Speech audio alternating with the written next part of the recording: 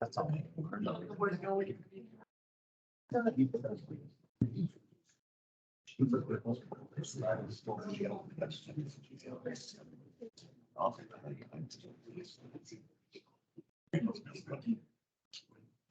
Green. So.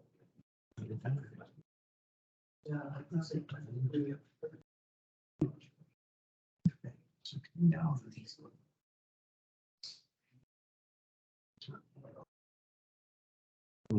I've been done in 2 hours. What is that?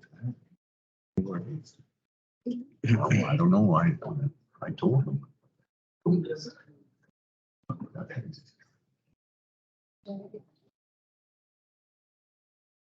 I never. What do you think of it?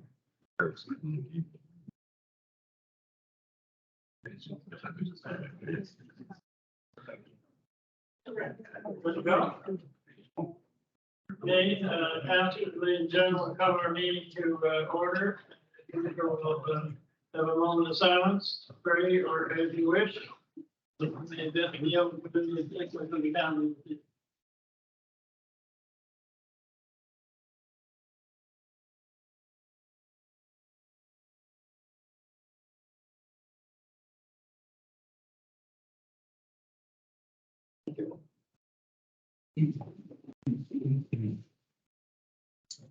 And we'll have our land acknowledgement. Acknowledge that we are on the ancestral territory of the Mi'kmaq people. I want to thank the Mi'kmaq people of today for the welcome they gave to our ancestors when they came 4 years ago or 400 years ago. They're all treaty people. Okay, move on now to the Chair, yes. I rise on a point of privilege. I'm referring to the events of the week of April 17th to 24th, in particular the meeting, excuse me, that was scheduled up with consulting on 24th of April around our land use bylaw. Made up the very important meeting. When I received notice on the 17th, meeting going forward on the 24th, I immediately replied that I could not make that meeting. And I indicated about 7 days with rather short notice. The main focus I wanted to reschedule. I communicated with the warden, I communicated with Jackie Grant. And on Tuesday, the 18th, got an email back from the warden saying that there was no interest in extending it beyond that week. I was available on the 25th, available on the 26th, was not available. In fact, focus came on 1 week, the rescheduling meeting was the best miscommunication. I emailed the CAO the 18th, the 19th, 20th, 21st. I did not get a response until after the business closed first. That was simply restatement of warden's email 18th.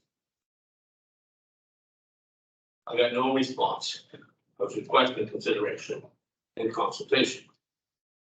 During that week, it was probably the 18th, I was asked to give my acceptance of rescheduling another meeting for another counselor. I was annoyed that being asked to give permission was very thing I had to refuse the day before. And the next day, I got another request, the same thing. I responded inappropriately with an accident that could be interpreted as being impolite. I apologize for that. However, the end result was that the meeting went forth the 24th of April. I was unable to attend. I believe my privilege, by the way, is acquired from the residents that elected us, not acquired from the council, not acquired from our executive staff. My privilege here, participate, represent their views. That meeting was infringed. I asked for an apology, and I asked that there be a review of the timelines and the processes for setting ad hoc meetings. Thank you. Okay, you? We'll move on to the approval of the agenda. I'll move, Peter. And I do have one addition, don't know if it was sent out today or not, but we have a fourth proclamation. And it needs to go this month because it's for World Lupus Day, which is on the 10th of May. So we will have 4 proclamations instead of 3. If that's approved, is that okay with everybody? Okay, thank you. And so we've had it moved and seconded for the agenda to be approved. No other additions or deletions. We'll have the vote. All those in favor? Aye. Against? Carried. Now, we have our minutes from last month's meeting held here on April the 3rd. Are there any errors, omissions, or corrections from the April 3rd minutes? Any errors, omissions, corrections from the April 3rd? Final time, any errors, omissions, or corrections from the April 3rd minutes?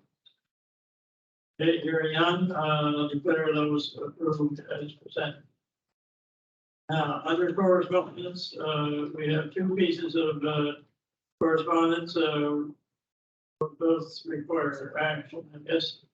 There is our Dublin Regional High School graduation donation request. Is that handled somewhere else, or is that a motion to go ahead with that here? There is a resolution later. That deals with that. It's with that. Okay. So we can deal with that at that time, because otherwise it's just duplicating. And so the second correspondence was the municipal boundary review decision from UARB.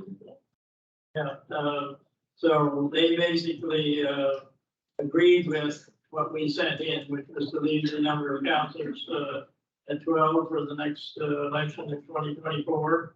Also to maintain the warden system. Are there any questions about that confirmation? It's pretty straightforward. So go ahead, Deputy Warden. Thank you, Mr. Warden. Just as a request that we send some more information.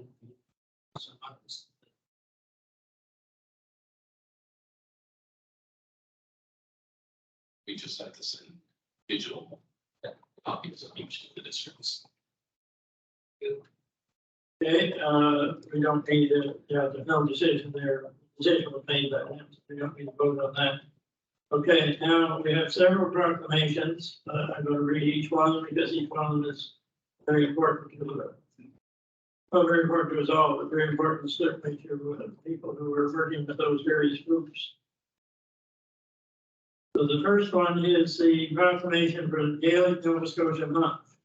Whereas 2023 marks the 27th anniversary of Gaelic Nova Scotia Month, which is a time to recognize, honor, and celebrate the history, culture, language, contributions, and achievements of Gaels across the province. And whereas Gaelic culture is an integral part of the identity of Nova Scotia, one of the earliest non-Indigenous cultures to settle in Mid-County. And whereas the new generations of language learners and cultural champions carry on the legacy of Gaelic Nova Scotia tradition bearers. And whereas government remains committed to collaborating with Gaelic communities to support opportunities for enhanced learning to ensure Gaelic language and culture will thrive in the municipality of the County of Pictou. Therefore, I, Robert Parker, Warden of the municipality of the County of Pictou, hereby proclaim May 2023 as Gaelic Nova Scotia Month in the municipality of the County of Pictou. Dated at Pictou, Nova Scotia, this first day of May 2023. The second proclamation is declaring the International Day Against Homophobia and Transphobia. Whereas the Charter of Human Rights and Freedom recognizes that no one can be discriminated against on the basis of sexual orientation or gender identity or expression.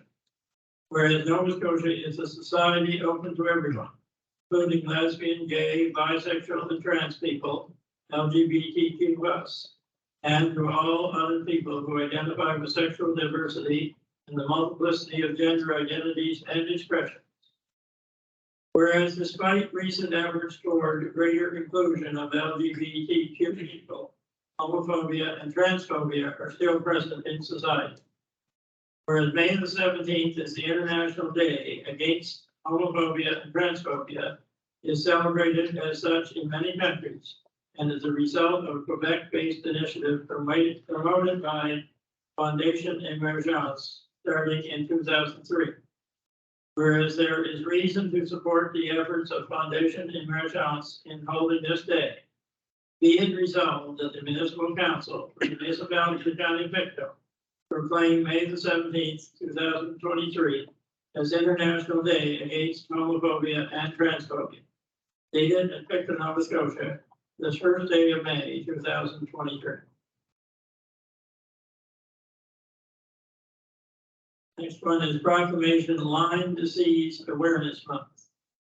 Whereas Lyme disease is a serious illness caused by the bite of a black-legged tick infected with the bacterium Borrelia burgdorferi, and whereas black-legged ticks carry a variety of diseases or illnesses can now be found in all parts of Nova Scotia, and whereas awareness, education, and practicing preventative measures such as daily tick checks and proper tick removal can help reduce your chances of contracting tick-borne diseases. Therefore, be it resolved that I, Warden Robert Parker, on behalf of the municipality of the county of Pictou, claim May 2023 as Lyme Disease Awareness Month, dated in Pictou, Nova Scotia, this first day of May 2023. Final one is World Lupus Day. Whereas lupus is a serious and incurable autoimmune disease that can cause life-threatening damage to any organ in the body. Lupus is a global health problem that affects millions of young women, men, and children of all nationalities, races, ethnicities, genders, and ages worldwide. Whereas many physicians worldwide are unaware of the symptoms and health effects of lupus, causing people with lupus to suffer for many years before they obtain a correct diagnosis and medical treatment.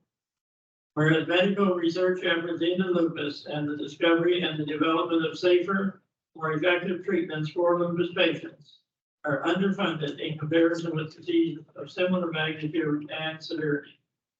Whereas people with lupus need access to medical specialists and high-quality multidisciplinary care, including emotional, psychological, and social care. Whereas people with lupus will face a lifetime of living with the unpredictable and life-changing health effects of this disease. Whereas there is a deep unmet need worldwide to educate and support individuals and families affected by lupus. Whereas there is an urgent need to increase awareness in communities worldwide of the devastating impact of lupus. Therefore, be it resolved that May the 10th, 2023 is hereby designated as World Lupus Day, on which lupus organizations around the globe call for increases in public and private sector funding for medical research on lupus, targeted education programs for health professionals, patients, and the public, and worldwide recognition of lupus as a significant public health issue. Dated in Pictou, Nova Scotia, this first day of May 2023, signed by myself, Warden Robert Parker. That's our proclamations. Like I said, those are all very important causes, and it's important to the groups and the people that that this council declare those days and months of May by proclamation here. Okay, so moving right along, we have special presentation tonight to Gavin McCollum for Provincial Athletics Award.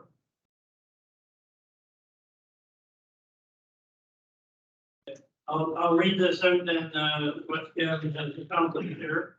The municipality of Pictou congratulates Gavin McCollum of Fraser Mountain, who was recently awarded provincial recognition for his track and field performance.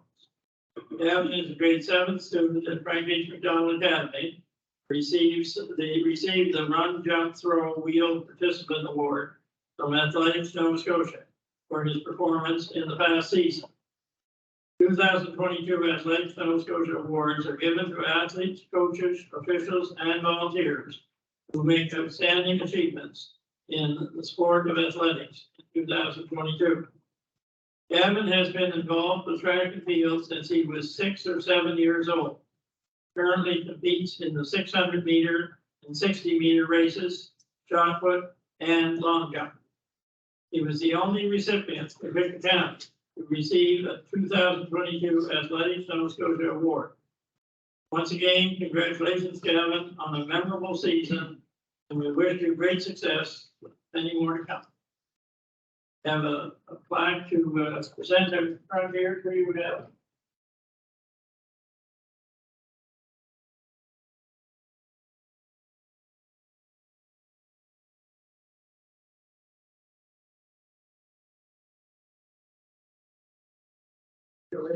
Right up in the middle here, Gavin. Okay.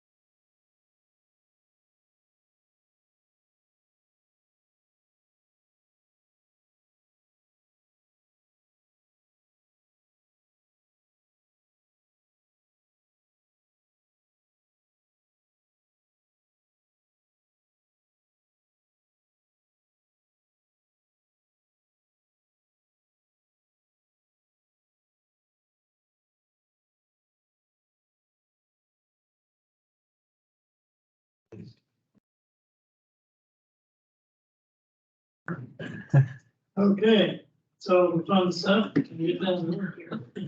The resolutions is the next thing on our agenda tonight, and we start out with Council Brewer, the council and municipal service grant.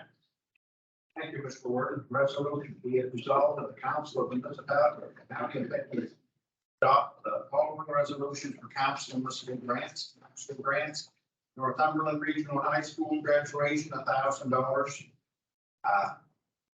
Northumberland Regional High School bursary, $1,000. North Nova Education Center graduation, $1,000. North Nova Education Center bursary, $1,000. Bush Academy student bursary, $200. Picta Academy student bursary, $200.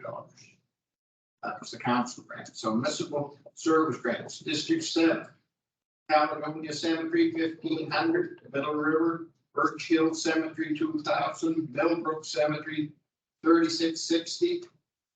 St. Andrews Cemetery, $4,500. Carpool lot, street light, $490. And there's one there that'll be added on to District 10. And that's the Thorburn District 4 Veterans Association, $1,500. McCurtain's Mills Community Hall, $2,500. District 13 Recreation and Planning, $3,000. Union Presbyterian Church, $2,500. Thorburn and District Fire Department, $3,000. Ivor McDonald Memorial Arena, $1,000. Thorburn Cemetery Association, $2,500. Mountain Cemetery, $2,500. McPherson's Mills Cemetery, $4,000. And the Thorburn Kiosk, $153,000. Dated at Pictou this first day of May 2023, signed by myself, Councillor Chester Dorr, and seconded by Councillor Peter Boyles. So said. You've heard the reading of the resolution for both council and municipal service grants. Moved and seconded. Are there any questions on that resolution that Councillor Brewer just read? Any questions? Okay, seeing none. All those in favor? Aye. Against? Carried. Now we'll move on to the deputy warden, temporary board remains for a rural broadband project. Thank you, Mr. Warden. Resolution, municipal council, municipality of the county, Bill Temporary Board resolution renewal. The amount is $31,543,150. And the schedule, how that goes is on the second page there. Whereas section 66 of the Municipal Government Act provides the council of municipality and county of Pictou, subject to the approval of the Minister of Municipal Affairs and Housing, the board to expand funds for capital purposes authorized by the statute. Whereas the council office has adopted the capital budget for the fiscal year as required of section 65 of the Municipal Government Act, and are so authorized to expend funds for capital purchase as identified in the capital budget. Whereas pursuant to a resolution passed the municipal council on the day of 5th of April 22, the council postponed the issue of debentures. And with the approval of the Minister of Municipal Affairs and Housing, dated the 19th day of April 22, did borrow from your charter bank or trust company during business in Nova Scotia a sum not exceeding $31,542,110 for the purchase set out above and for a period not exceeding 12 months. Whereas council has deemed that the extended period of borrowing be further extended, being further resolved that subject to the approval of the Minister of Municipal Affairs and Housing, the authorized period of borrowing amount not exceeding $31,542,100 be extended for a further period not exceeding 24 months from the date of the approval of the Minister of Municipal Affairs and Housing. Being effective with motion the first day of May 2023, by so this resolution is accepted by council. Thank you. And so you've heard the reading of that resolution to do with temporary borrowing for another year for road broadband project. Are there any questions on that resolution? Seeing none, all those in favor? Against? Carried. The next one is the McDonald Rebecca Lodge being moved to Schedule A of the tax exemption policy. Mr. Thompson, you're looking at that. Resolution, whereas the McDonald Rebecca Lodge 108, located at 2411 East River West Side Road, Sunny Gray, is now registered as a not-for-profit society in Nova Scotia joint stocks.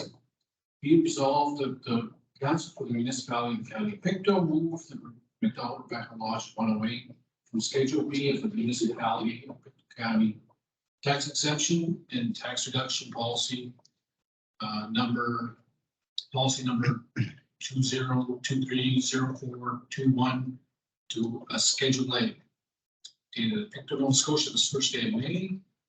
Moved by myself and seconded by Councillor Chester Dorr. So seconded. Okay, we'll hear the reading of the resolution moving the McDonald Rebecca Lodge from Schedule B to Schedule A.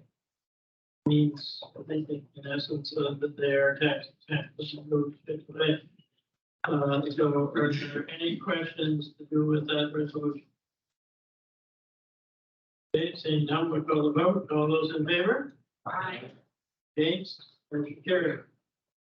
Now we have our internet project truck tender, and Councillor Turner is looking at them. Word. Whereas the municipality of the county of Pictou needs to purchase a 4x4 truck for employees of the rural broadband project, visit job sites and carry equipment. Whereas the municipality of county of Pictou requires the vehicle to be in stock, be a half-ton or quarter-ton truck, and have a factory installed tonneau cover and trailer hitch. Whereas the municipality has a government policy that states that tenders for the purchase of municipal vehicles will include a preference for zero greenhouse gas emission vehicles, unless operational requirements for the vehicle clearly exclude the specification. Whereas the municipality received the following vehicle tenders: Ford F-150 4x4 Super Crew Power Boost Full Hybrid, $71,170. Dodge Ram 1500 Classic Hemi, $61,180. Chevrolet Double Cab Work Truck, $56,940. Honda Ridgeline.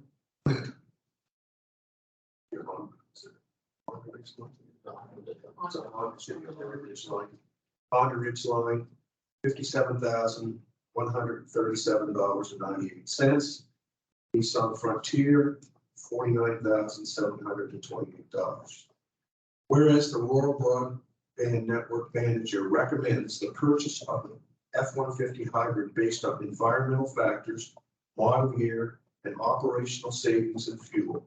Therefore, be it resolved by the municipal council for the municipality of the county of Pictou that council accept the tender submitted by Highland Ford in the amount of $71,170 for the purchase of the Ford F-150 4x4 Super Coupe Power Boost full hybrid truck dated at Pictou, Nova Scotia, this first day of May 2023, signed by myself, Larry Turner, and seconded by Councilor Pitt. Okay, moved and seconded, and question from Councilor Dave Park. Thank you, Mr. Warden. I don't understand the term full hybrid. I mean, it never runs on gas. Runs on gas some of the time, electricity, the rest. It could be hybrid and that's around those, but maybe go in there. We don't have any comment on that. Maybe it's just the name of the truck. You have something? No, you're correct. It runs on gas. And switches over to. That's what I mentioned it. Yes. Yeah. He's questioning what's the word full hybrid. And self-generates and generates as it's driving. It's not important. Go ahead, Councilor Dorr. Thank you, Mr. Ward. I brought this up the other night and just fighting me ever since, and we always bought the vehicle that was most reasonable, okay? Now I know you're looking for this hybrid, and it's gonna be better on the fuel down the road, and it's gonna be this and that, but the Honda and the Nissan, they're extremely good compared to those top three anyway. And if that was $1,500 or $2,000, I wouldn't say a word. Let me bring it up. But it's $21,442 difference between the cheapest tender and what we're paying for this new.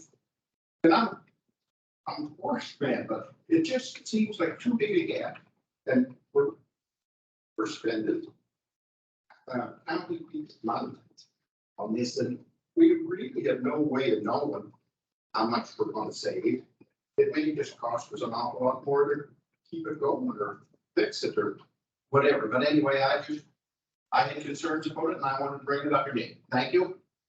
That's fine. I will add that the Climate Change Committee passed a motion which came here to this council. It was passed.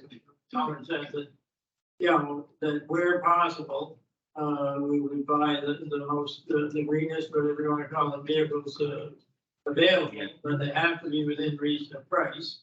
And so you're questioning that reasonable price, but that was the sort of where the emphasis came from to look at getting either full electric. In fact, it was to suggest that committee, I think full electric, but we can't always get that. It's hybrids, and so the big question that remains is whether there's enough savings there. There will be lower emissions, I guess, is what the Climate Change Committee was looking for. Do you have anything to add to that, Logan? Thank you. I don't have anything to add to that. I think, right, that we don't have anything defined, stating a certain amount, percentage difference. That, you know, I agree. Okay, so that's our finger there. Okay, go ahead, That's okay, I will try and wait. Thank you very much, Mr. Warden. I would agree with Councillor Dewar's statements. You know, I know we're trying to, you know, go through the lens of climate change and buy the most fuel efficient and that sort of thing, but I think it would take us an awful long time to acquire the $20,000 price difference that we're seeing here. I don't know if we'd ever realize that $20,000. So while I understand that what we're trying to do here, I just don't think it's economical. If it had been a smaller amount, it was closer. I think I could understand it more, but for $20,000, I don't think it will realize that. And at the end of the day, we're not looking for bells and whistles. We're looking for a truck that can get in these areas, and you know, I think that those trucks are all capable, and so to do that. So I will not be supporting the motion. Okay, thank you, Councillor McKeel, and go ahead, Councillor Brooks. No, I just, you know how my feel is in Ford, so I don't think they back their warranty, so you might be against it too. There's it behind. Okay, Councilor Turner. Thank you, Mr. Warden. Was the math done on it in terms of operational savings between hybrid and a gasoline truck? Was there the math done on savings? Go ahead, Yeah, not this tender was actually put out by Internet Services Department. It wasn't evaluated by myself. I think something was included on the tender with regards to the savings. I remember seeing something say would be,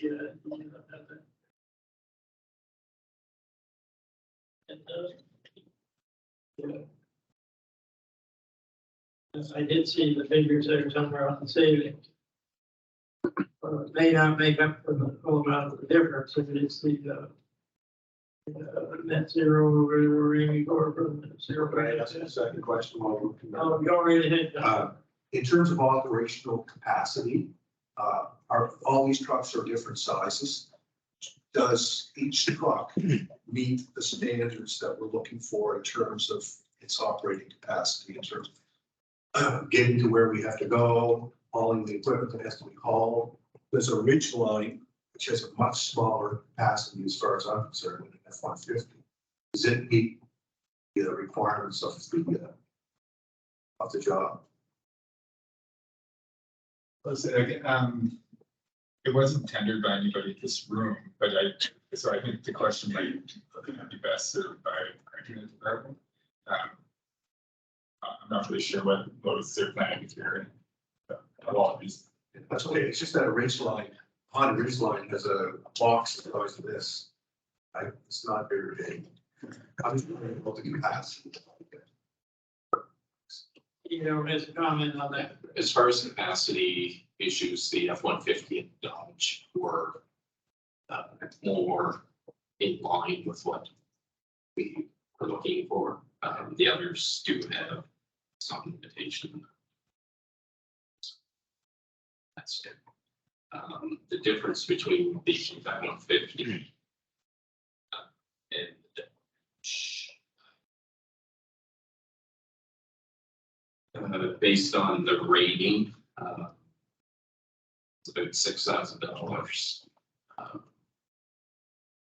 for a 5-year period based on current prices. I would say the Dodge number is optimistic, speaking from experience. Recent experience. So we're looking at like $5,000 difference between the Dodge Ram and the Hemi, and the Ford. I mean, so that's not 10. That brings it down to $5,000. So it brings it closer. So to me, those first two trucks will do the job in terms of capacity. The last three are too small in terms of capacity. So I think those two incidents should be taken into consideration. Go ahead, Councilor White. Thank you, just have to nice section. I'm looking at not only our cost savings, but also the sheets. We have to start sooner rather than later, being serious about controlling the emissions.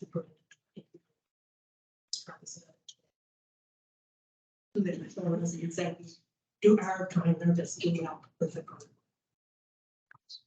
We have got some other vehicles in the recent past that I think are hybrid vehicles, and we would have got full electric again unless the price is too much different, but they weren't available.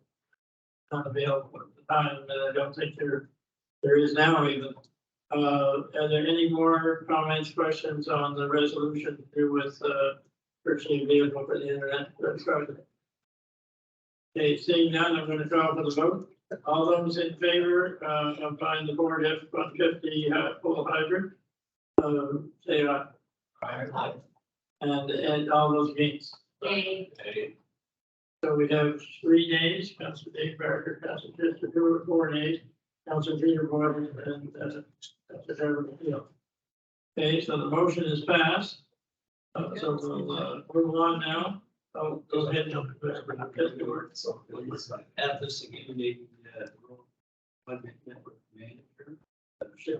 20,000 start taxpayers don't. That's the purchase of vehicle, then we should have a report Supposedly.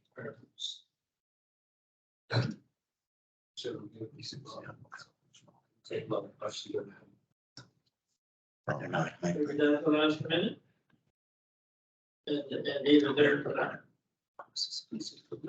Oh, the report, okay. But the report saying that it would help to maybe get that person here maybe. So we'll move on, to the community generator fund resolution, Council Thompson.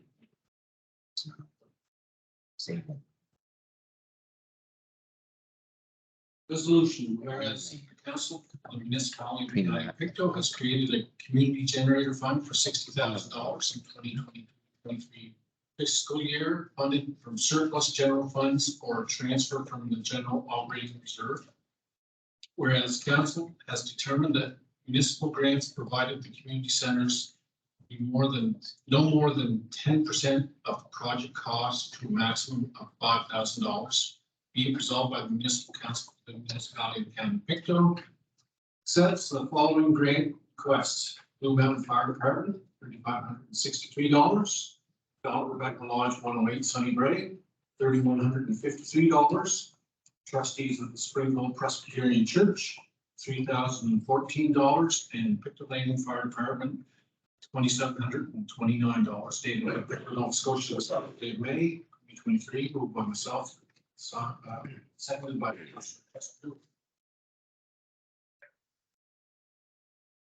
Okay, thank you. You've heard the reading of the resolution to do with the community generator fund. Set up to help pay some of the 20% that was left. Sorry.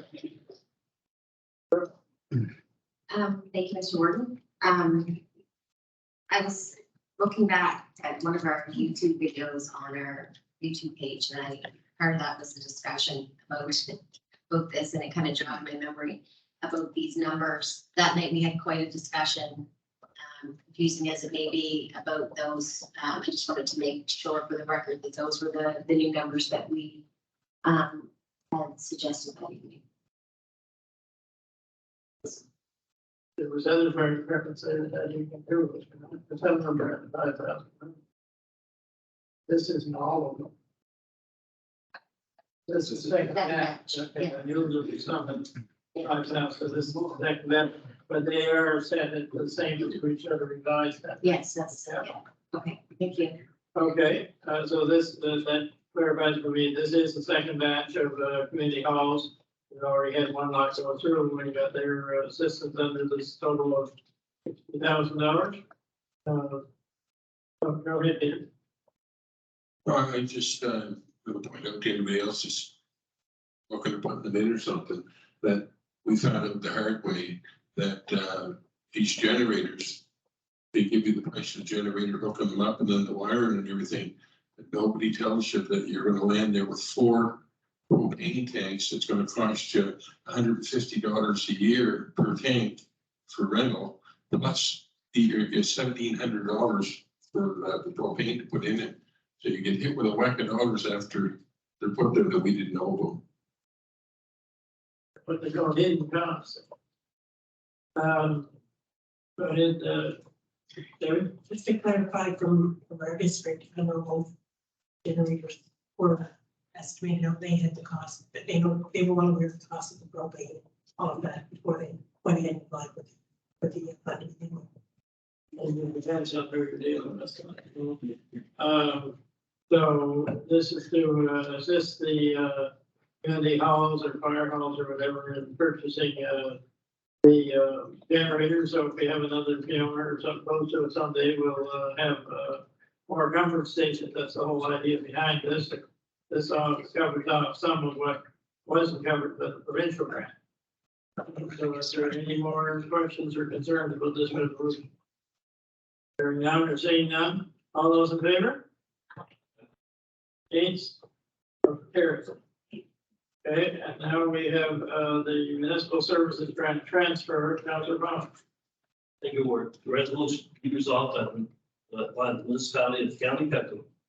Transfer $300,000 from its operating reserve to allow for payment of municipal service grants prior to the approval of the 2023-2024 bring the budget date effect of those closures first day of May 2023, moved by myself, Councilor Ray Palmer, and seconded by Deputy Warden Wayner.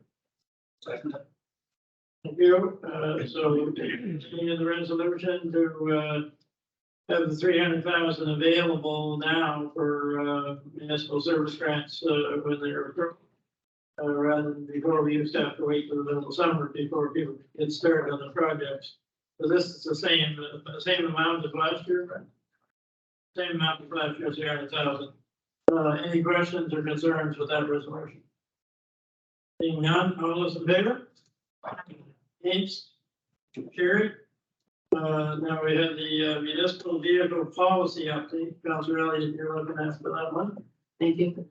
Resolution, be it resolved, the municipality of the county of Victor will adopt the following changes to its municipal vehicle policy, policy 2023-0105. I'm just going to read the changes.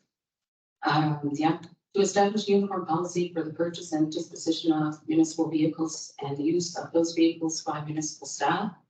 Acquisition of the vehicles, number one, there's no change. Number two, public tenders for the purchase of municipal vehicles will be called by the municipal treasurer in accordance with the municipality's procurement policy, and the municipal treasurer will provide all prospective bidders with a list of specifications for the vehicles required. The specifications will include preference for zero greenhouse gas emission vehicles unless operational requirements for the vehicle clearly exclude these specifications. Number three, no change. Staff use of the vehicles. At the completion of the workday, all municipal vehicles will remain securely locked in the parking lot of the municipal administration building. The chief administrative officer or departmental manager shall be granted the discretion to allow vehicles to be used outside of the normal workday based upon the individual needs of their departmental staff. 5, no change. 6, no change. The disposition of surplus vehicles. Unless otherwise determined by council, municipal vehicles will normally be replaced on the recommendation of the chief administrative officer or department manager with the endorsement of the CAO. 8, a department manager shall inform the chief administrative officer of any vehicles that are surplus to the needs of the municipality. And number 9, no change. All former policies with respect to municipal vehicles are hereby repealed. Dated 50 Nova Scotia, this first day of May 2023. Moved by myself, Councilor Elliott, and seconded by Councilor David Parker. Seconded. Okay, you've read the reading of the resolution on the policy for municipal vehicles. I have one question I'll start out with. That number 4, staff use of vehicles. Chief administrative officer or the department manager shall be granted the discretion to allow vehicles to be used outside the normal workday. One thing to be used, but are we talking about being able to keep them at home? In case there's an emergency during the evening, fire or sewer. That's what that refers to there. Okay, it just says to be to allow the vehicles to be used, but it also means to be kept at the home. Like school buses. Some days. Okay, I just want to be clear on that myself. Is there any other questions or concerns about that resolution? Okay, hearing none. All those in favor? Against? Motion carried. Now, our final resolution, climate change land agreement resolution, Councilor Deeper. Resolution. Whereas the Climate Change Advisory Committee is actively promoting green initiatives that will inspire people to care about the environment, prepare for a greener future.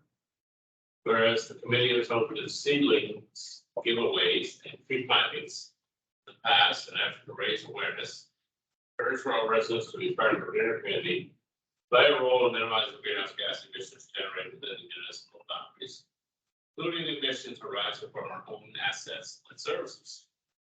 Whereas the Climate Change Advisory Committee advertised for interest from property owners willing to enter into an agreement to allow the municipality to plant seedlings on their lands. Therefore, be resolved, the municipality of the county of Victor will authorize the CAO to sign a license agreement with the property owners approved by the Climate Change Advisory Committee to use their land for seedlings planting. dated effective on S, Thursday of May, 2023, by myself, Councilman Carter, second by Councilman Mary Elliott. Okay, so we started the meeting of the climate change land agreement to plant trees, I think, a week of Saturday. So is there any, go ahead, Councilor Brooks. Yeah, it's, you know, I'm the chairman of the change committee or the advisory committee. The only thing I don't understand about this, and I've been brought it up at our meeting, and I think it should be something council knows and understands, is I don't know what it costs to have the lawyers draw this up, but it ain't worth nothing. It's, and I asked the question, it's not enforceable. They said it's not enforceable, it's just something that they're putting together. So why are we spending money out on a contract that's not enforceable? That, you know, the people are not gonna abide by it anyway. So, you know, and it just makes me wonder why we're wasting money on something that the CAO could have drew something up, and if the person was good enough to follow it, they could have followed it. Okay, I know the chair of the tree committee, and I talked to him about this, and he had drawn up something very simple in the first place, but it was felt by staff that we have to make sure that we're covered liability wise, the county. So we're not liable. That's part of what's in this agreement. The part that's not enforceable, I think, is you can't, or wouldn't be worth taking to court. We plant trees on somebody's land and capture carbon, and 30, 40 years, 50 years later, then decide, or somebody owner decides to cut it down.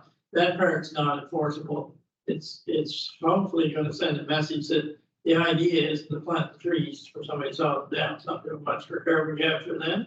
But the when it got a little more complicated was when we looked at the liability, we're going on other people's land, planting trees, and if those trees eventually fall down and damage somebody's property or hurt somebody or whatever, the owner comes along and does its number, it was felt that we had to cover the municipality in terms of liability, and that's why it had to go to the lawyer in more detail than what we originally had planned.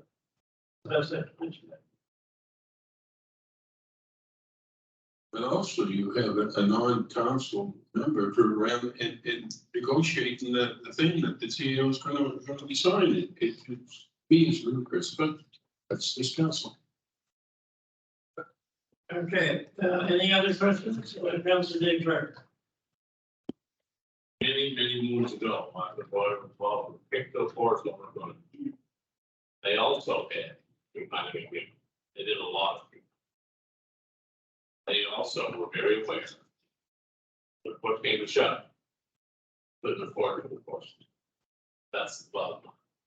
We got rid of all of our bylaws that we can't afford to enforce. You know, the penalties $10 or $20 or $30 for cussing, several $1,000 for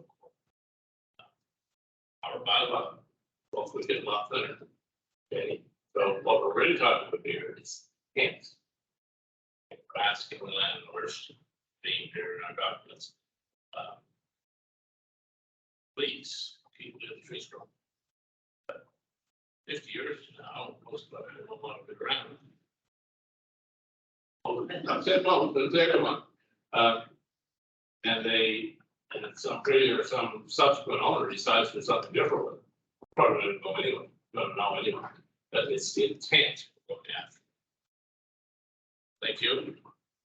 Okay, thank you. Any further questions on the tree planting lot that we're approving here? Okay, we'll call for the vote. All those in favor? Aye. Against? Okay, we're at the point in our agenda, we're gonna have an update on our rural internet project. CAO was to come.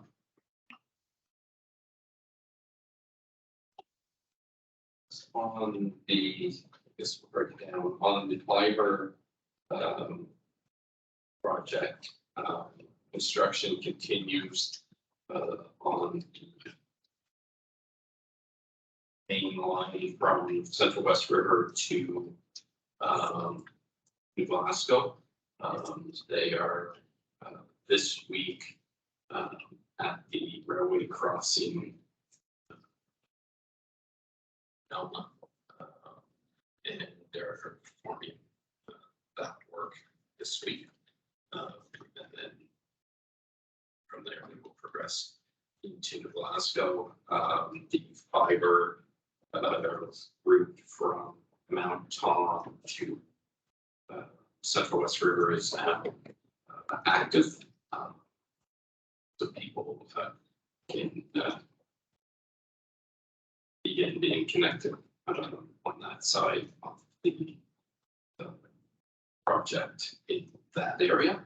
On the wireless side, all the towers are in test mode, with the exception of one tower, which is the Blue Mountain Tower, which is actually coming up on the back here. Actually, there's two, and there's also a second tower on Harwood Hill. It's not. There's the we have tower, bell tower, with the second tower, which is our own tower, which will eventually allow us to migrate away from the bell tower and put the equipment on our own. That one is not yet operational. So all the towers have been inspected, which is a requirement because all towers have to be CSA approved. So they've all been inspected, and starting today, there were a number of deficiencies at each of the sites that are being addressed that have to be addressed. Some minor punchless items, I guess we'll call them, that need to be completed. So that is being worked on starting today. On the wireless side, a number of people have indicated or signed up to be connected. So starting today, additional resources are earmarked for that. So there's a list of anywhere from 500 to 600 people that have signed up. Not all of those are eligible for fiber. Some can't, or wireless, sorry. Some can't be served because the wireless was designed for people that are getting fiber. So there are certain areas that the coverage just isn't there because it was purely a fiber variant. So off that list, it's probably more than the 200, maybe 300 range by the time they go all the way through it. But the additional resources that have been identified to go wirelessly, they should have that done within the month of May. In capacity is there and can be scaled up. So we should have anybody as indicated in the system should be contacted and raise just what we need to do themselves.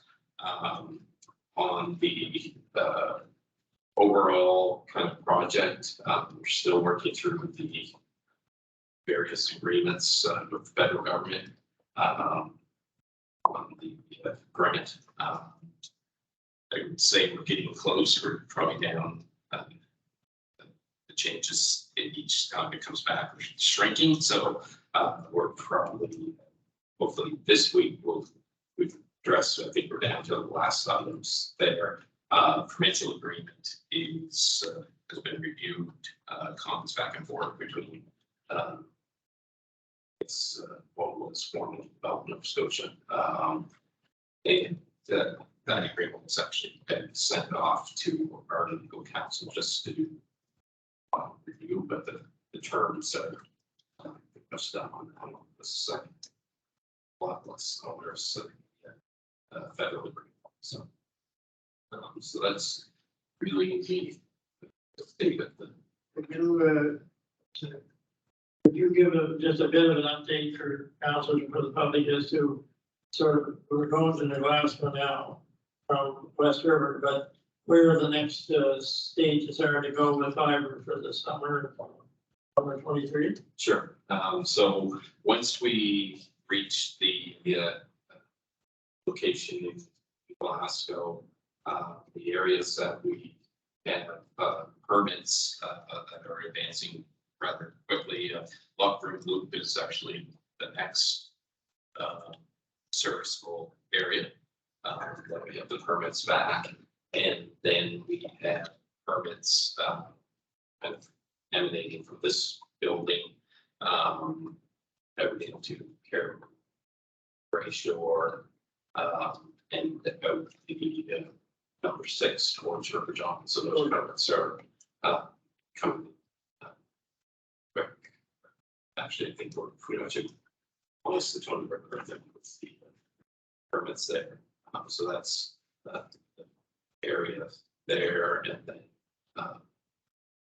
prioritizing other areas from where we have the pause.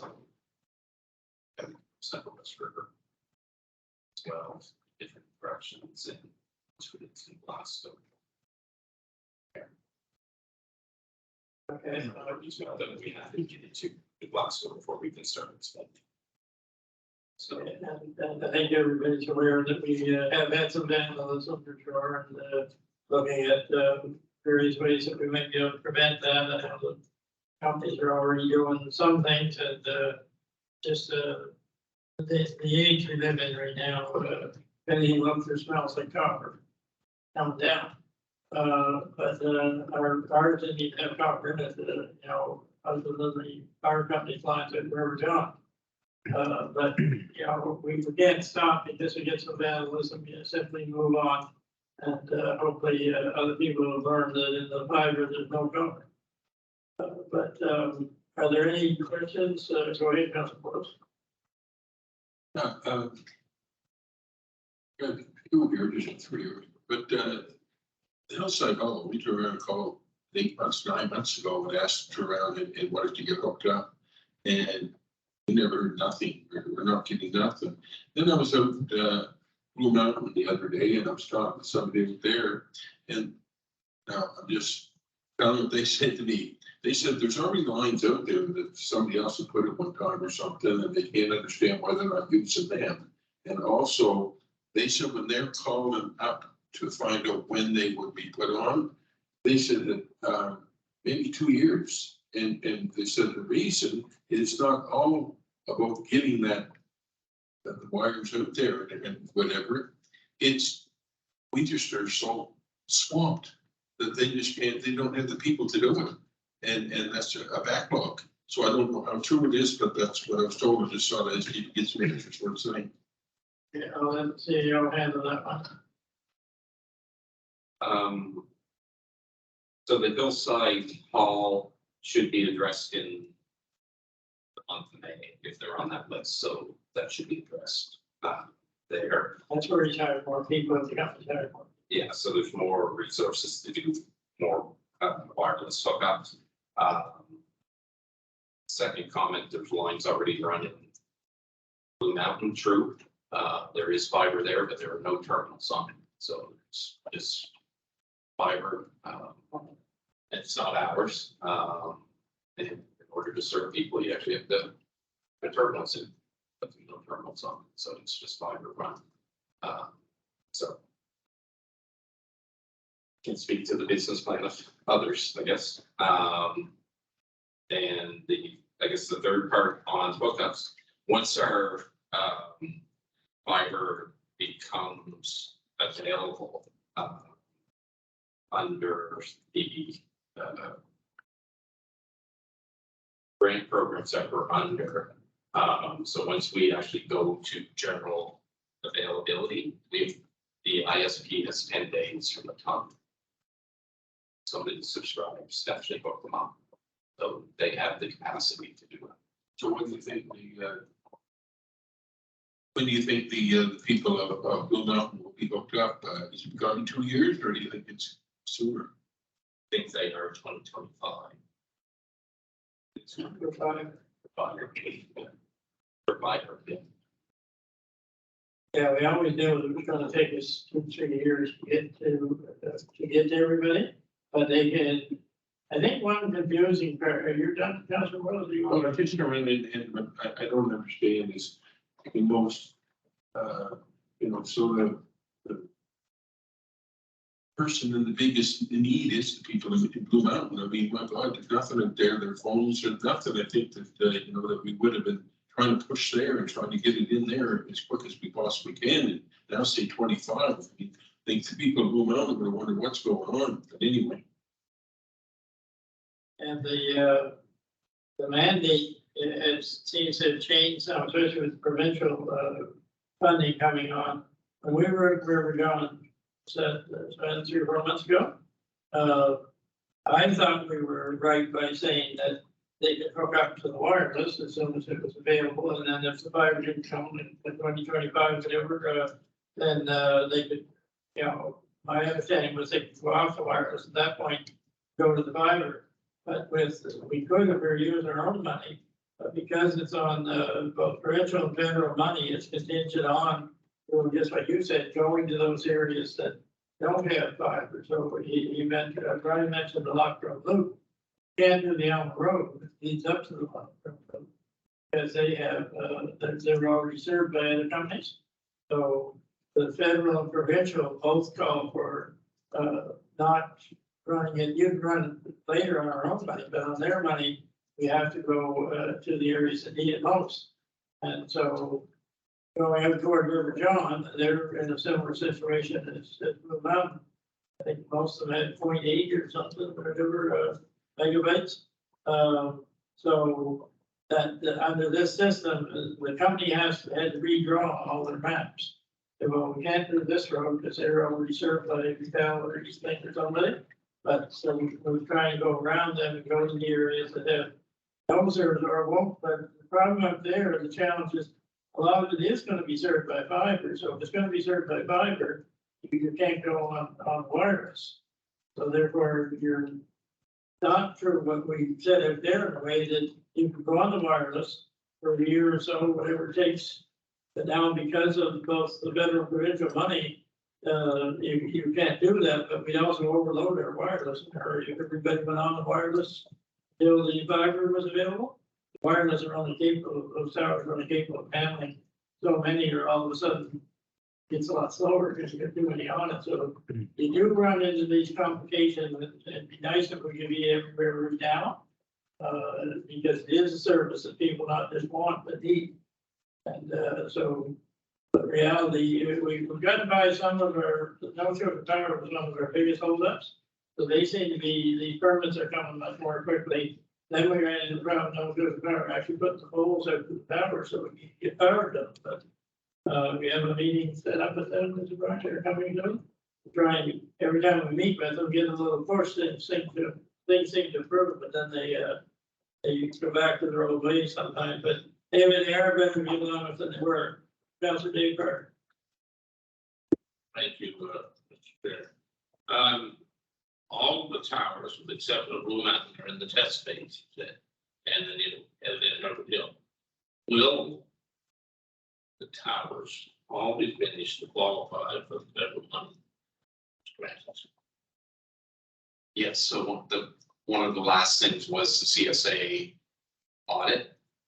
So that's what we're doing now, is completing those deficiencies so we can have them CSA approved.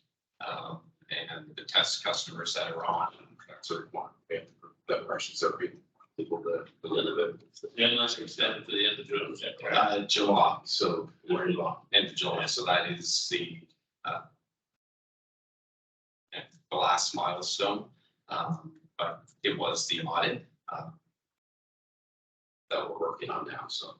On the wireless setup, do you know what the current backlog is? People that have asked but are not yet seen. I'm one of them. The number they get me on for a weekly meeting on Friday was probably between they were closer to 200 that they believed were serviceable wirelessly. from the various towers. But the number could go up to as high as 300. So the capacity that we have in county or with the ability of a company, one of the companies actually has the ability to bring in people, they can probably go through that. It was close to 2 months ago that I requested, it had been 2 months. Then a month ago, I called and I got a recording of whole joy over this. And I left my name number, but I've never heard anything back. So they get back to one of our hours. There's problems here, saying, and they're not, and as we're all aware, at least one of our major competitors is doing everything they can to try to steal customers. Well, maybe that's not really true. If you try to earn a customer before we get to but anyway, I am concerned about the long delays. Thank you.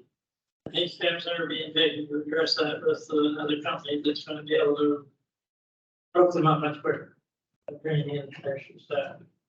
We're also looking at, one of the things we're also looking at is the internal capacity to address the customer interface things as well. So. Is there any further questions for CAO? Go ahead, Councilor Thompson. How many customers do we have on both the wireless side and the fiber side right now? How many paying customers do we have?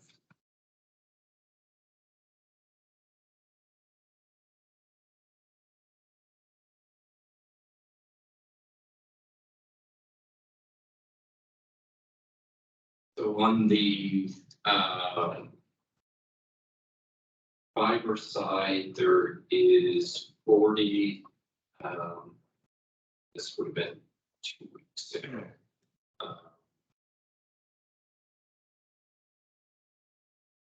Wireless side, there's nobody paying because they're all test customers at this point.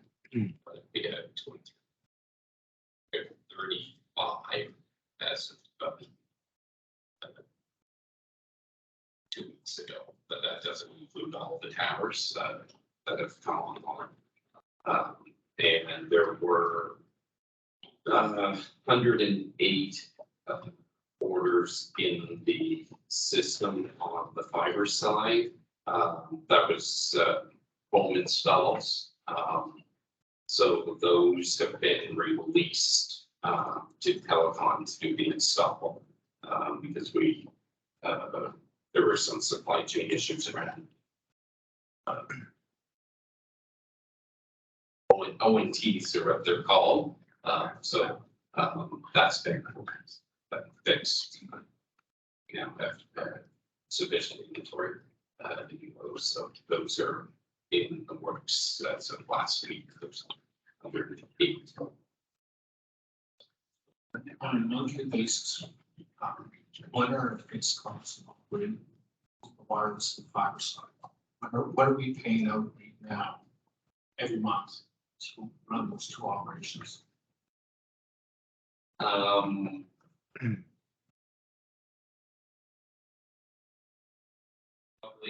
in we'll say 30,000 range. Is there a way we can get a monthly report on sales and subscriptions versus how much it's costing to operate the system on a monthly basis? Is that something that could be put? It's in the purchase or migrating systems.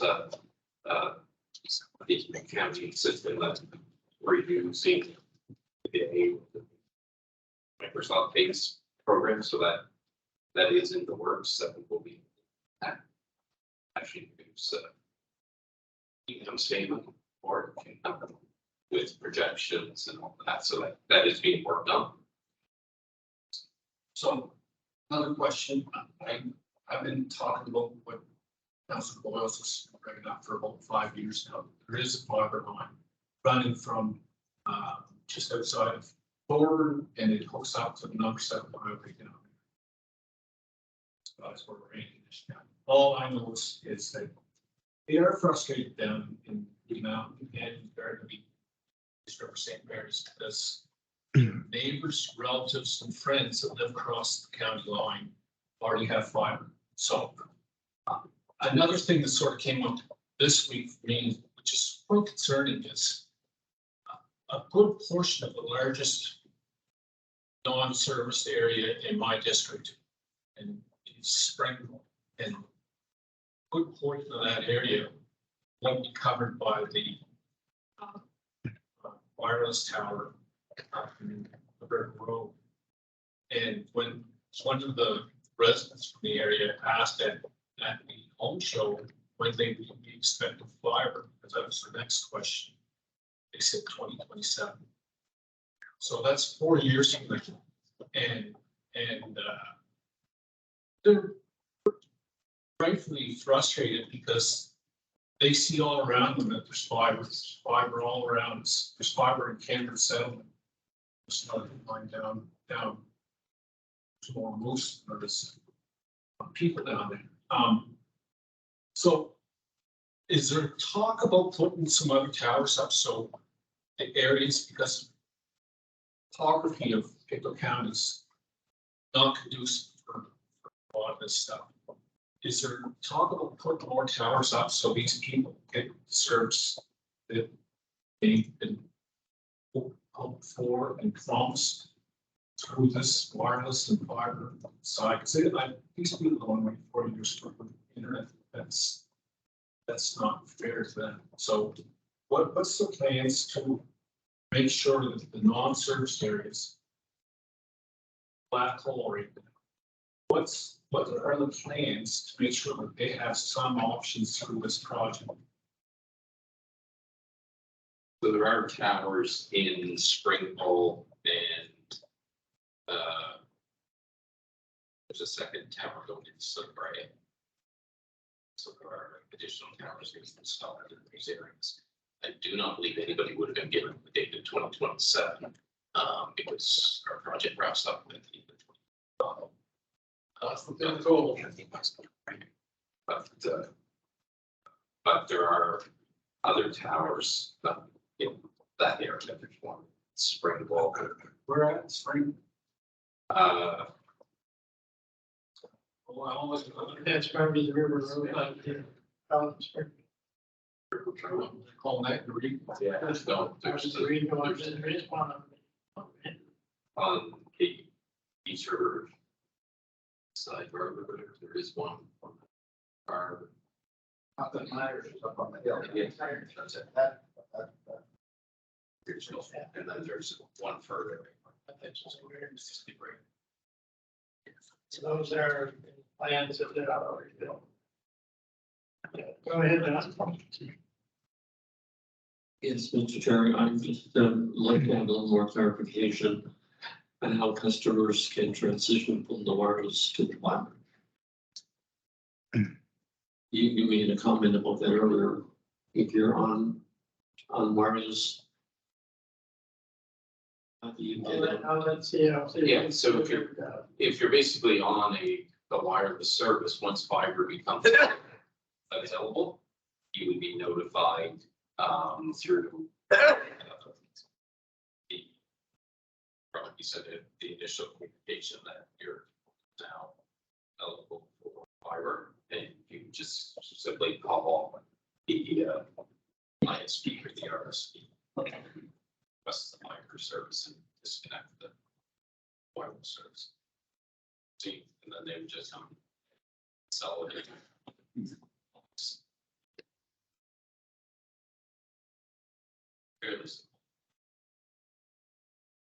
Okay, any more questions? Go ahead, Councilor Wood. Sorry, it kind of goes back to what Councilor Butler said about the difference between the wireless and fiber. When this 15 years, it indicated that some kind of a problem switching from wireless to fiber, that we're not much of a wireless, just trying to clarify what you meant by that. When we got into the middle John situation. Well, my understanding with the funding for the province and the bids, that we can't We can't run the fiber, say Allen Road's a good example. Can't run the fiber there because there's already some there. It may not be ours, it may not be fiber, even it may be old copper lines or whatever. So we can't run fiber to those places.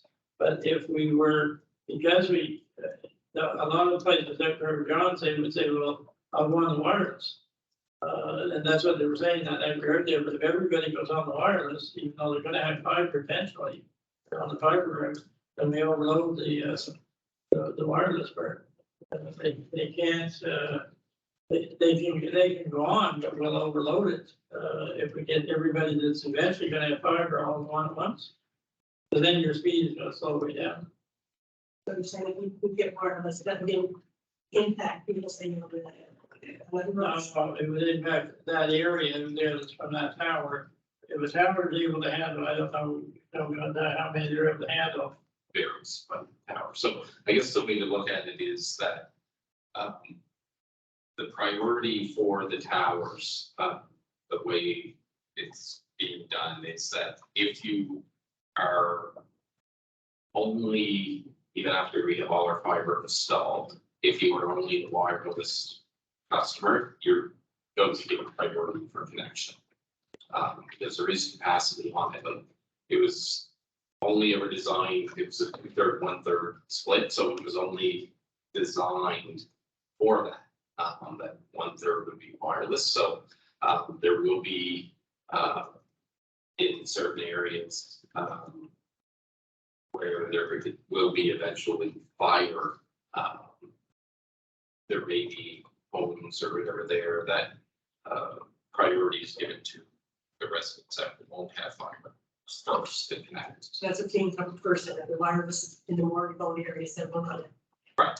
I think is the way to explain it, as the word is saying, and it is because the way the funding is worded in some areas, it's not that we won't serve the road, it's that in some areas it is really complicated in that the federal government will pay for the backbone fiber that will run from point A to point B.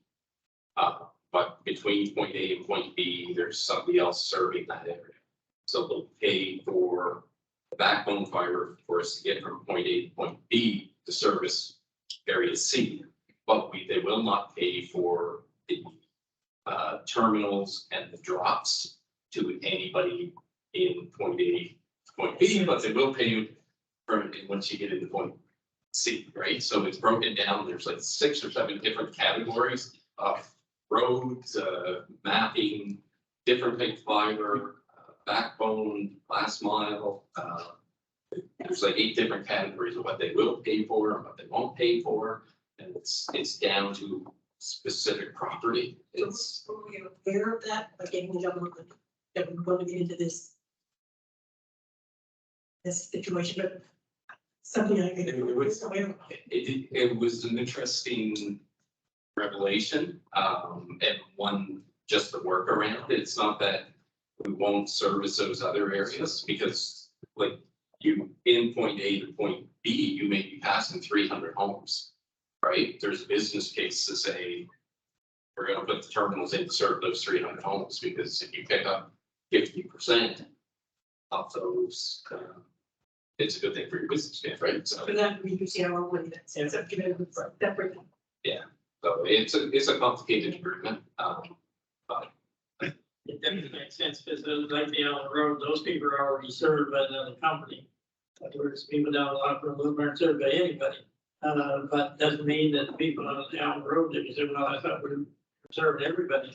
We will get to everybody, it'll just be wants to know if anybody. Okay, that's it. We'll move along then. This still has to do with the high-speed internet out in the Blue Mountain area. We need to purchase a piece of land out there in order to put the tower. It is a CVC land purchase and sales agreement, that's for you. sure. So as the memo does indicate, this piece of land was identified as part of the wireless project about 2 years ago. Numerous attempts were made with the CBC to lease the land. which didn't really go anywhere. And then most recently in the last few months, we kind of switched and asked if we could purchase the land. And after some back and forth and a meeting that we had with them, they did agree that they would sell it outright to the municipality. That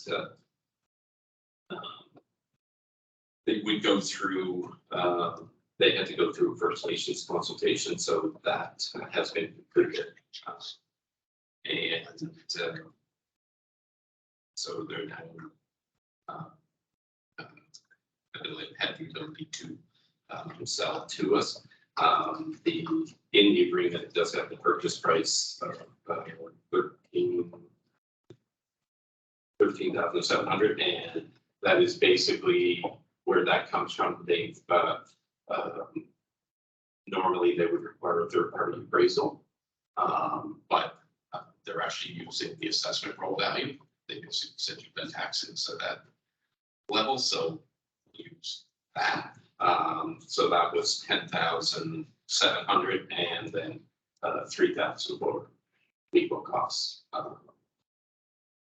Those the deal, so that's where the number basically came from. The site was this former CC tower. We had actually been negotiating with the adjacent landowner, or in discussion with the adjacent landowner, to put a tower on their site. The difference in elevations between those two properties is, I think this is almost close to 100 feet. So this is the prime property out there. So, and one of the stipulations of the purchase sale agreement is a council resolution authorizing the purchase. So that is a resolution that would then become part of the purchase and sale agreement. This purchase and sale agreement has been our legal counsel. The only thing that he had noted was that the CBC right of way that they actually had to the tower doesn't actually follow the road that's built on the site. But we've actually negotiated an easement agreement with that landowner to actually access the site. Yes. So does somebody want to, I should say, read that resolution that we have? Second, forward with that. Okay, the council Keel.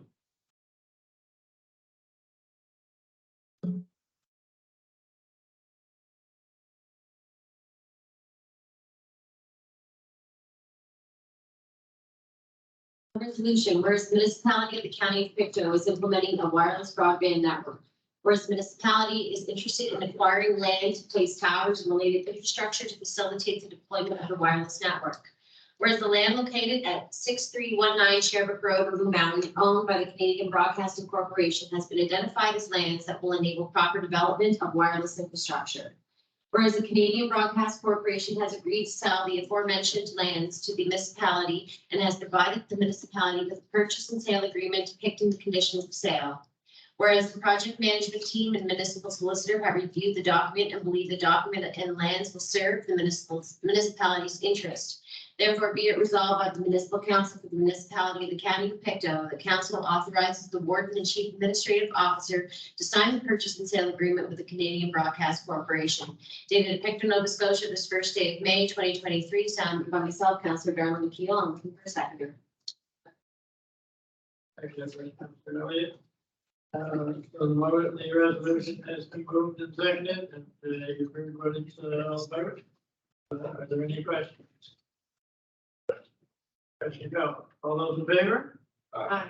Eight, motion carried. Thank you.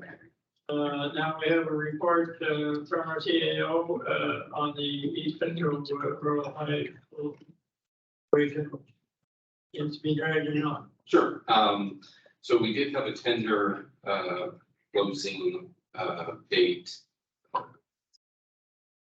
last, and a week ago, I guess on Thursday, we did receive a number of, inquiries from prospective bidders looking for additional information around, environmental. So we had a initial, environmental study, which we had purchased, from a company that was interested in, developing it. However, the contractors that were looking to get it were looking for additional information in other locations within the school. So we've basically extended the deadline, and the director of works and development has a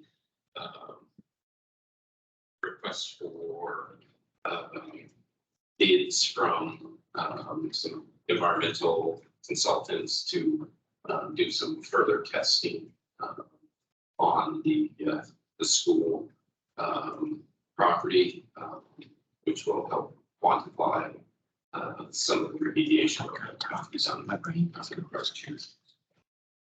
So just to speak on the testing. So our plan is still to have this overall tender closed before our budget deliberations are completed. So we'll be able to include that. 324 budget. And I would say, Paul, and John, a lot of people are concerned that the state is so long for sure, is to have to cover these steps when the people that are going to do the demolition have to be aware of how much work there is in terms of environmental removal and whatnot before they can solidify their price. Things people do.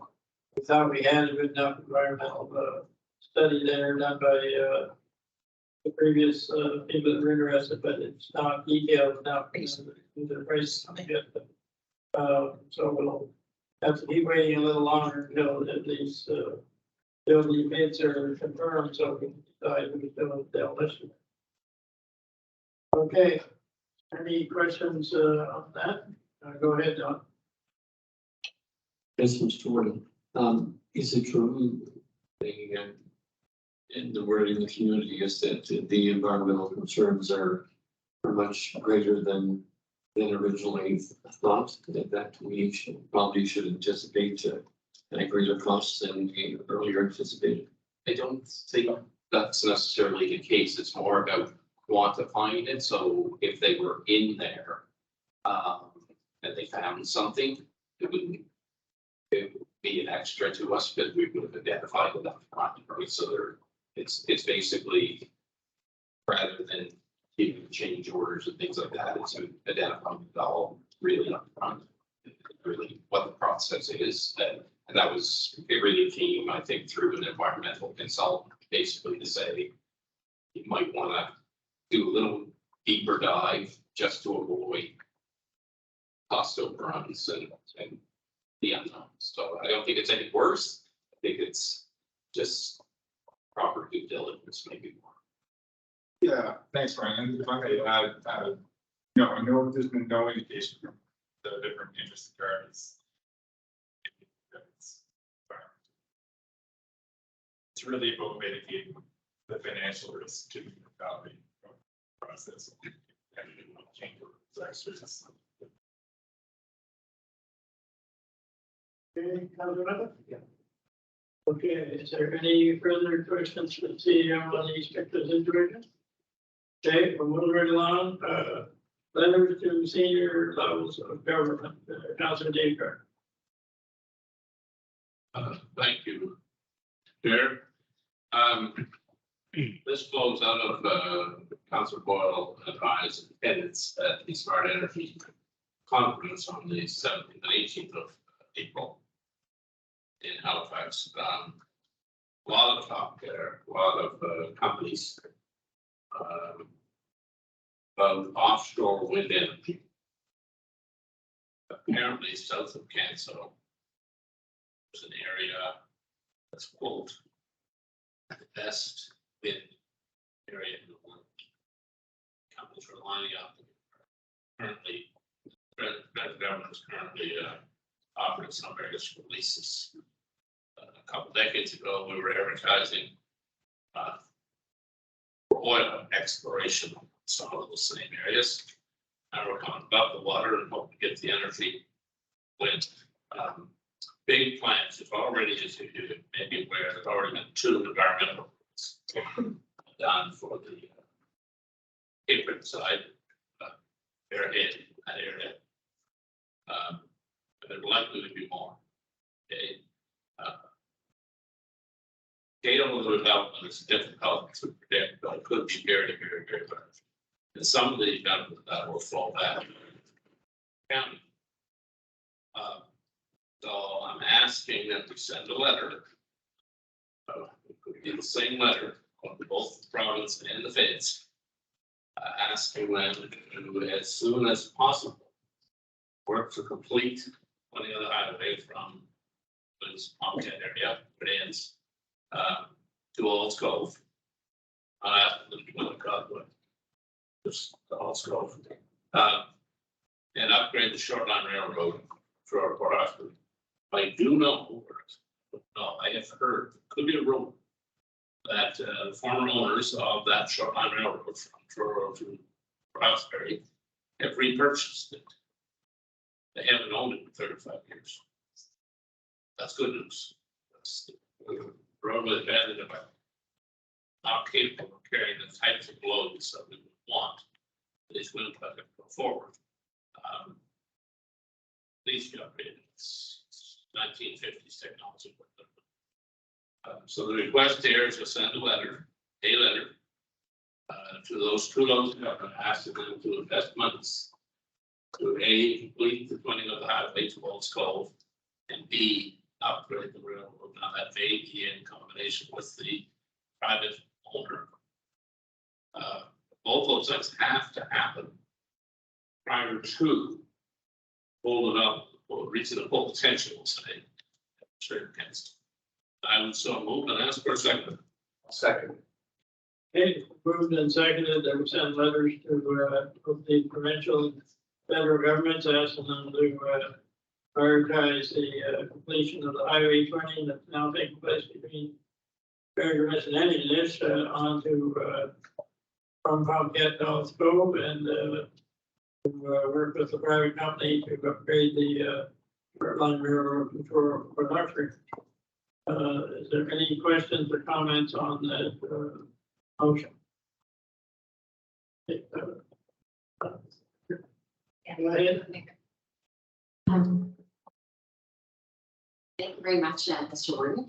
Thank you very much, Councillor Parker, for saying that information. That's something that I'm not truly familiar with.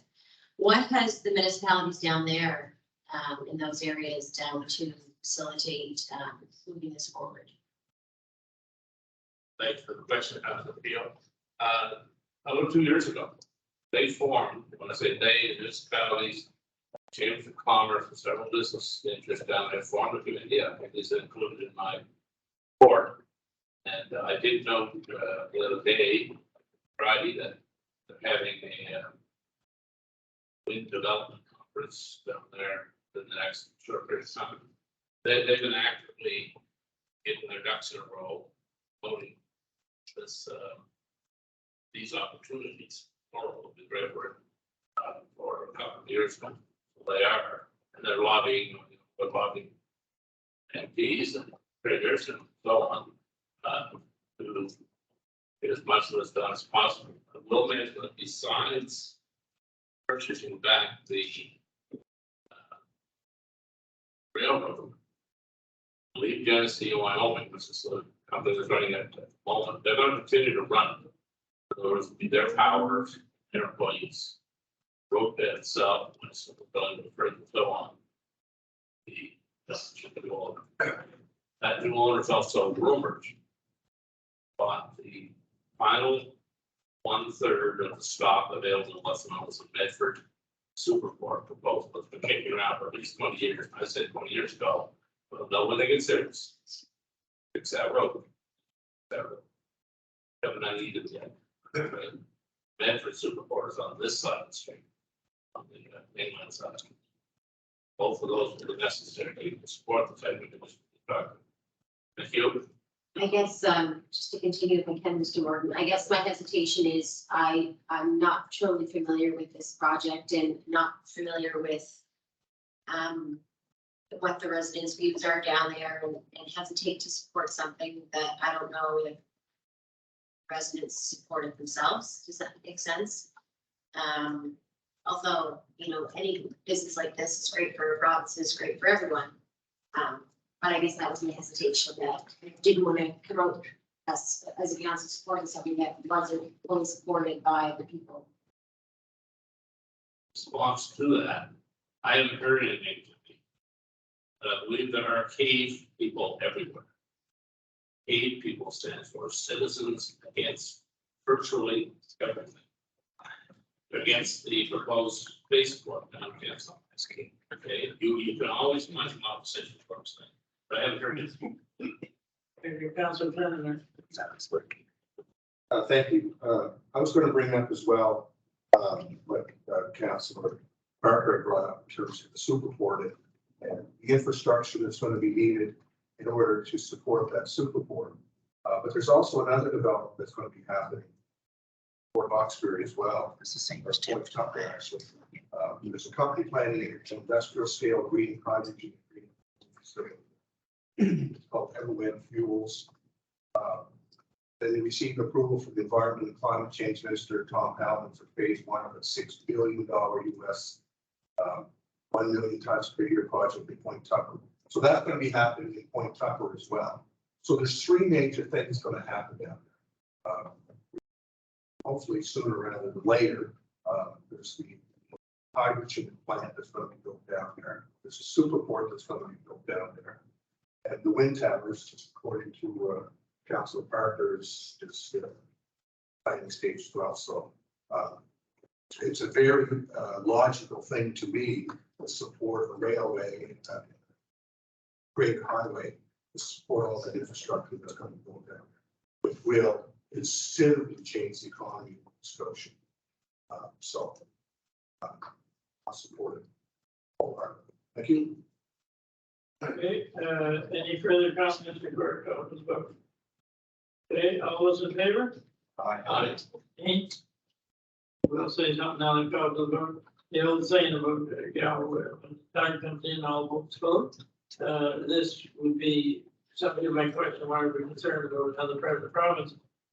I think all my water, everybody going down there has to go through Bridge County, so for the most part, for the main artery other than on the eastern shore, so it would be good for business here, in this county for sure. The Smart Energy Conference report, you're giving that to Councilor Boyles and I, this is a report from that conference we attended. At first, I would thank the taxpayers in Scotland County and those who have power for providing us with this opportunity. I've spoken at a couple times up in Allison, which I'm recording. I was impressed. I'm very, very high on that. I was great at the conferences I've been to over my teaching career and my career as a politician. This would be number one and be head and shoulder above all the rest. I've been there, I think, 4 times now. One of the suggestions that we're hoping to flow of this is we may send some students. They're the ones that need to have their eyes open. Just oodles of opportunity. I did mention in my report, and I'm not going to read it to you. I know you can all read. Send bicycles. Those are e-bikes, just in case you're not aware. In order to qualify as an e-bike, you have to open the battery. And you have to have pedals on. Otherwise, you're called a scooter. Okay, you're not going to pedal.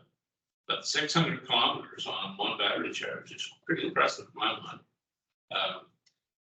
The fellow who was promoting really promoting the battery technology was professor, relatively young professor, I'd say in the 30s, and he was of South Asian origin. And he sees the Asian markets being where he really wants to go. It's hundreds of millions of go through vehicles. But all kinds of interesting technologies, the LED roadway company that we did business with, to put all of our streetlights in a few years back. They had a top of the light. And basically 3-inch diameter plug. That's the universal plug. These sensors will plug into. And the sensors aren't terribly expensive. They're a few $100s each. You can put them up for intersections and collect data on traffic flow, wind, how fast. Security cameras on them if you want to find out what's happening in the place with the vandalism. Test air quality, and they're all downloadable. All the data is sent automatically. Here's something. Just all kinds of neat things there. Councilor Boyles, you want to talk about a couple ones that impressed you most? Vandalism. Mine was the drones. I thought the drones were just something else that I give a little bit of card on it. You know, that the especially, you know, in the winter time or any time around here, we people, they train you on it. They $3,000 for the one they figured we would need. And just goes in and looks at what's going on, and he said you can see a fly on a panel or, you know, anything like that. So I was really impressed by that, and also I think the other charge and thing that you were talking about there, that was pretty impressive too. It's great, as Councilor Parker said, it's a great conference that everybody should try to take it in if they want to learn stuff to put in treatment. In May, there was a contest there where various startup companies come in and promote their technology. I think it might have been sponsored by the Net Zero by 2050 group. And send bikes and batteries out to one of the competitors. There were 6 competitors in it. Go and they make a pitch, and you get to vote for your favorites. That's how the $5,000 prize. It wasn't a huge amount of money for the startup companies. It was just start. But to see and to hear those people that are on the cutting edge, and they're not all at the university. Some of them were, some of them were businesses. It just causes you to realize how much work is getting done to try to move towards carbon. Whatever free is the right word, that's not reduced carbon based society. Just very, very interesting. Okay, thank you for the report on that conference. Is good. Does anybody have any questions or anything to say about that energy conference of Councilor Boyles, Councilor Dave Parker? Sure. The only thing I'll say is I can see why they want you to put pedals on those e-bikes, 20 miles to go on battery days. You may be glad you have pedals. Okay, let's move on to the Victor County Eco-Friendly Community Plan adoption. Who's speaking to that? Ellen? This is, it was actually presented to the mayors and wardens at the meeting in maybe late March. So this plan has been worked upon, I guess, over the last year or so, made up of committee made up of all the municipal units, and is an update to the age-friendly plan that have been completed by the municipality and the town of Glasgow in 20. When we adopted it initially. So this is kind of work with the Documentary Plus strategy that update that plan and be inclusive to all of Victor County. This original plan was just the 2 units. I think so. This is the combination, I guess, of the efforts of and basically brought the mayor's ordinance and recommending to each of the units to adopt the.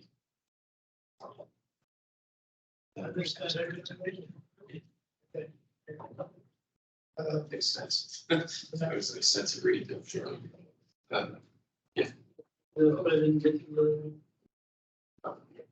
Okay, so, ready? Or go ahead, Pete. Age friendly committee, I thought I was on that. And I never heard that. I heard once they were having a meeting and then all of a sudden it was canceled and then Council Thompson asked to go back on it too. But, I never heard another word after that. So it's very surprising that this is here because I didn't think they were having any meetings. I don't know the wording for that, committee said it's to, I know County Council asked to be added to it one night here. I don't think the job was done, but I haven't really. You were taken. Wasn't put on your plate for something. Yeah, we can look into it and find out why you're not taking it, but. Well, we can do that, though, especially we didn't remove you. We didn't remove you from that committee. So what is it we're wanting to do with this tonight? And is it? A motion to adopt it? Okay. So is there significant changes or anything else?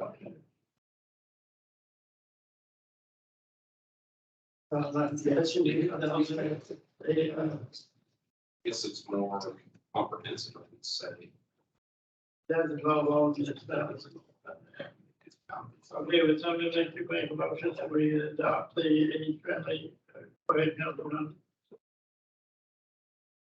I have trouble just adopting this here tonight. I think we need a presentation from. But that's why I wanted to just. I just don't think it's the proper way to go about this, like, and it's the last thing on our agenda.